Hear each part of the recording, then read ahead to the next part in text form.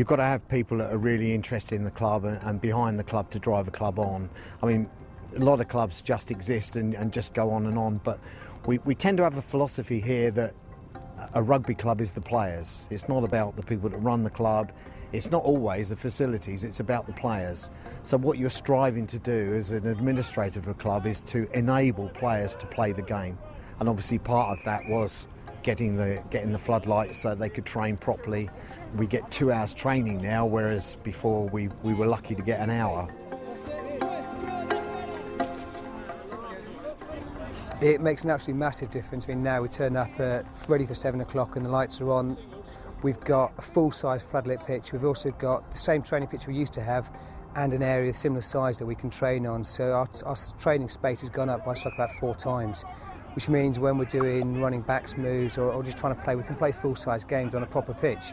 Also means the games we play and the training we do is a better standard because we've got more space, we've got more ability to see what's going on, because it's just like training in the middle of the day now. All right, so information straight away. As soon as you see something in front of you, you let the ball carry. From a training point of view, it's now very, very professional. We've got a scrummage area and ruck and maul area that we can use specifically for those without digging up the pitch itself.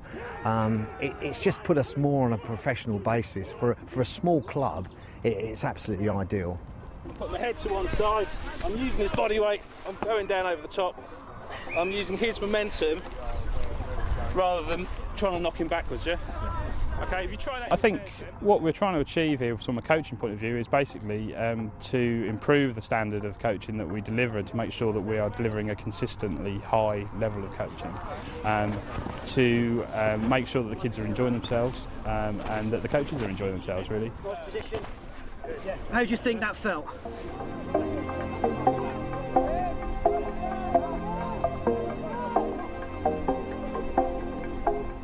This is what we looked for, this is what we wanted. It was our field of dreams. We had to take a step back really to look where we came from, where we were, but more importantly where we wanted to get to. And once we got that in our heads, it gave us the opportunity to develop a plan for ourselves. Yeah, I think at the initial stages it was clear that the rugby club to expand needed the floodlights, particularly in the winter for the evening training. Clearly the RFU were there to support them. They had the fund available. We did have an issue over the lease. We couldn't grant a lease in the time that was required, but we were innovative as a local authority working with the RFU and the club. We've underwritten the money for the floodlights, so over a period of time on a pro rata basis, if anything happened to the rugby club, we would have to pay back some of that money to the RFU. We're certain that won't happen. We're committed to rugby and the rugby club here. They've been here now something like 4 years, and hopefully we'll move from strength to strength. We've got a council that were right behind us, and I think any club's got to build that relationship with the council as well as their constituent body. I mean, the RFU gave us every support. Because there's not enough money to go around, we need to invest in clubs that are investing in themselves, and this is sort of to help them move forward in a sense. And clearly this was a club that needed that.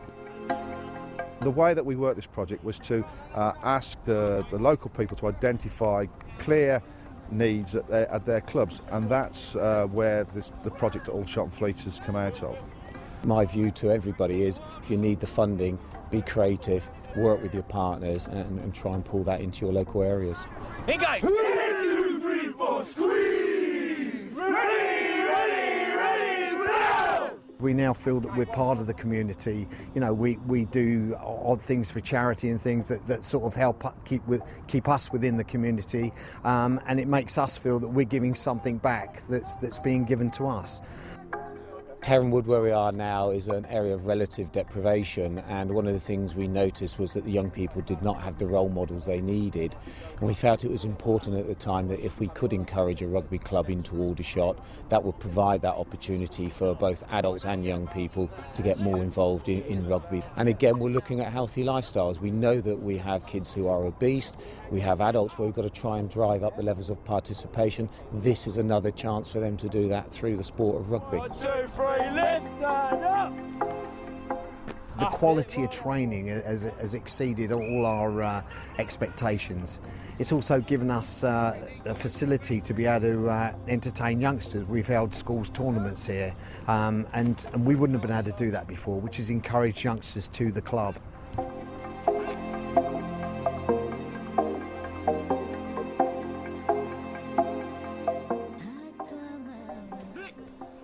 This is a safe, comfortable, friendly environment for players at all levels, and that's what our development plan's given us. But I think every club that wants to do it, regardless, have got to think of that.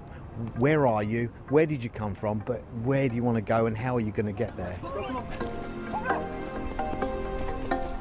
I think the CCDP for this club, what it's done is just given us a great facility. It's given us the potential to build on what was a good club already. It's given us potential to develop it into an excellent club with excellent facilities.